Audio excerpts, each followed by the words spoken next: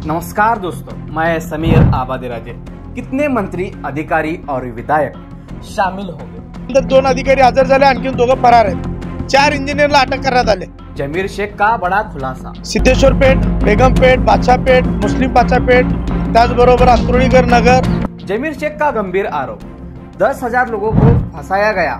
सोलापुर में एक बड़े घोटाले का खुलासा करते हुए जमीर शेख ने चौंकाने वाला बयान दिया। सोलापुरात अनेक बिल्डिंग अशा आहेत ज्याचे परवानेच बोगस आहेत। उन्होंने कहा कि 10 बिल्डरों और उनके पीछे खड़े प्रभावशाली लोगों की मिलीभगत से हजारों नागरिकों को ठगा गया है। क्या इसमें मंत्री और विधायक और अधिकारी भी शामिल हैं? ये 10 बिल्डर कौन है? इस घोटाले में किसका हाथ हो सकता है दोस्तों, और कौन असली गुनेगार है? जमीर शेख ने क्या कहा, पूरा वीडियो देखिए। मध्ये बोगस बांधकाम परवाने प्रकरण जे आहे सोलापुरात गाजलं होतं। बोगस बांधकाम एक मोठा स्कॅम समोर आलेला आहे। काही इंजिनियर आता अटक आहेत। तर आज तुम्ही निवेदन दिलेलं आहे, त्या संदर्भात काय तुमची मागणी? आज सोलापूर महानगरपालिकेचे नूतन आयुक्त डॉक्टर ओंबाजे साहेबांना प्रहार जनशक्ती पक्षाच्या माध्यमातून निवेदन देण्यात आलेले आहे की सोलापूर शहरामध्ये सिद्धेश्वर पेठ, बेगम पेठ, बादशाह पेठ, मुस्लिम बादशाह पेठ, त्याचबरोबर अंतुळीकर नगर, त्याच इतर ठिकाणी मोठ्या प्रमाणामध्ये मोठमोठ्या प्रमाणात बिल्डिंग बनलेले आहेत। सदर बिल्डिंग बनवताना कायद्याला बाहेर ठेवून हे बिल्डिंगचे परवाने घेण्यात आले। त्यानंतर काही 99 बिल्डिंगचे नाव आले आणि संबंधित लोकांवर गुन्हा दाखल करण्यासाठी प्रक्रिया सुरू झाली। उशीर झाला आणि गुन्हा दाखल झाला। त्यानंतर ते अधिकारी पळापळी करत होते। इथं जामिनासाठी गेले, हायकोर्टाने जामीन सुद्धा रिजेक्ट केला। त्यानंतर 2 अधिकारी हजर झाले, आणखी 2 फरार आहेत। 4 इंजिनियरला अटक करण्यात आले। पण मला एक गोष्ट सांगायचं, बिल्डर आणि डेव्हलपर्स कुठे गेले? महानगरपालिकेचा तो एडीटीपीचा अधिकारी कोण होता त्या ठिकाणी? त्याच्यावर का गुन्हा दाखल झाला नाही? का बिल्डर आणि डेव्हलपरला अटक केली नाही? याचा उत्तर देणे गरजेचे। मी तुम्हाला या माध्यमातून सांगतो, एखादा व्यक्ती फसवला तर फसवणूक झाल्यानंतर ते लोक त्यांच्या लोकांकडे जाऊन जे ना मिटवण्यासाठी प्रयत्न करतात, परंतु हे विचार करत नाही हे फसवणारे लोक मोठ्या प्रमाणात आहेत। आता आपण बघितलं सोलापुरात अनेक बिल्डिंग अशा आहेत ज्याचे परवानेच बोगस आहेत। त्याला वापर परवानाही मिळणार नाही, त्याला खरेदी विक्रीही मिळणार नाही, त्याला पार्किंगही नाही, आणि ते फ्लॅट धारक असेल त्या ठिकाणी अडचणीत निर्माण झालेले आहे। आणि बिल्डर जो आहेत त्या काही बिल्डरांनी तर पूर्ण ते बदमाश लोकांनी पूर्ण पैसे घेतले, खरेदी दिली नाही, पार्किंगही दिली नाही, अशी परिस्थिती आहे। आणि ज्या ज्या फ्लॅट धारकांना फसवण्यात आले त्याची जर रक्कम काढली तर 10 वाल्मिक कराड सोलापुरात असतील, अशी प्रकारची ती फसवणूक आहे। आणि माझं स्पष्ट म्हणणं आहे की 10,000 कुटुंबाची या बिल्डर, डेव्हलपर्स आणि इंजिनियर आणि महानगरपालिकेच्या अधिकाऱ्यांनी फसवणूक केलेली आहे। आणि ह्याचे जाळे सोलापूरच्या महानगरपालिकेच्या टीपी पासून नगर विकास खात्याच्या मंत्रालयापर्यंत आहेत। आणि ह्यांचे यामध्ये किती अधिकाऱ्यांचे, किती आमदारांचे, मंत्र्यांचे हात आहेत ह्याचा सुद्धा तपास करणे गरजेचे आहे। या माध्यमातून मी महानगरपालिकेच्या आयुक्त साहेबांना विनंती केली की बिल्डर आणि डेव्हलपर्स, त्याचबरोबर इंजिनियर आणि महानगरपालिकेचे उरलेले जे टीपीचे अधिकारी असेल आणि आणखी कोण उपायुक्त, ह्यांना सुद्धा आरोपी करून ह्यांना सुद्धा बेड्या टाका।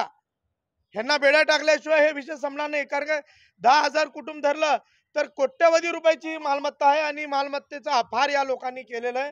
त्या मालमत्तेला दरोडा या लोकांनी टाकलेला, यांना तातडीने अटक करावी अशी प्रहारची मागणी आहे। येत्या 8 दिवसामध्ये जर संपूर्ण चौकशी करून यांना जर ताब्यात घेण्यात आले नाही तर प्रहारच्या वतीने अनेक बिल्डिंगांसमोर, महानगरपालिकेसमोर अचानकपणे अर्धनग्न असेल, रस्ता रोको असेल, विविध प्रकारचे आंदोलन प्रहारच्या वतीने तीव्र ताकदीने केल्याशिवाय प्रहार राहणार नाही। या माध्यमातून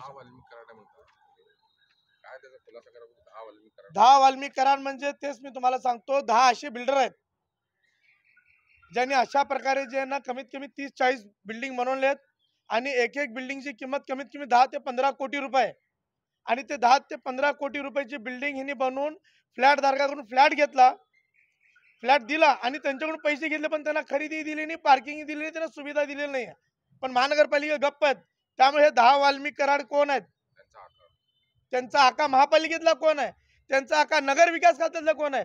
त्यांचा आका मुंबई मंत्रालयातला कोण आहे? याचा तपास करणे गरजेचे आहे।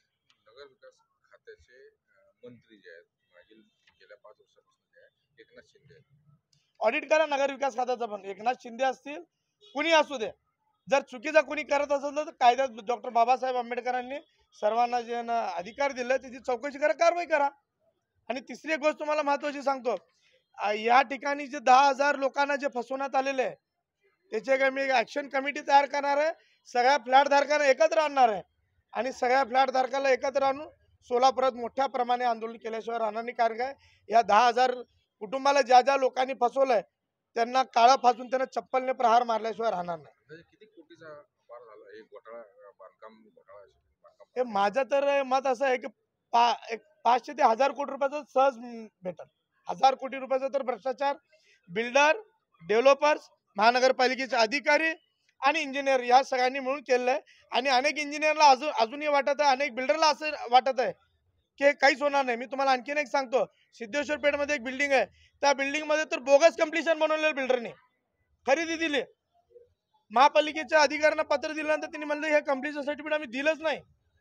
आधी त्याची इन्क्वायरी 2-4 दिवसामध्ये ते सुद्धा जे ना हे 4 इंजिनियर बरोबर 2 अधिकाऱ्याबरोबर त्याच्या सोबतीला ते सुद्धा जाते. काय वाटतं अधिकारी नवीन आले सचिन अंबासे हो, साहेबांना भेटून समाधान वाटलं. साहेबांनी समाधानकारक सगळं ऐकून घेतलं. मी दिलेल्या प्रहारच्या निवेदनावर इंडोर्समेंटही मारला आणि कारवाई करण्यासाठी पत्रही काढतो असं सांगितलं. साहेबांच्या या कामाबद्दल समाधानी आहे. नक्कीच चांगल्या प्रकारे काम करण्यासाठी साहेब जर पुढे आले तर प्रहार 4 पाऊल पुढे येऊन साहेबाला मदत केल्याशिवाय राहणार.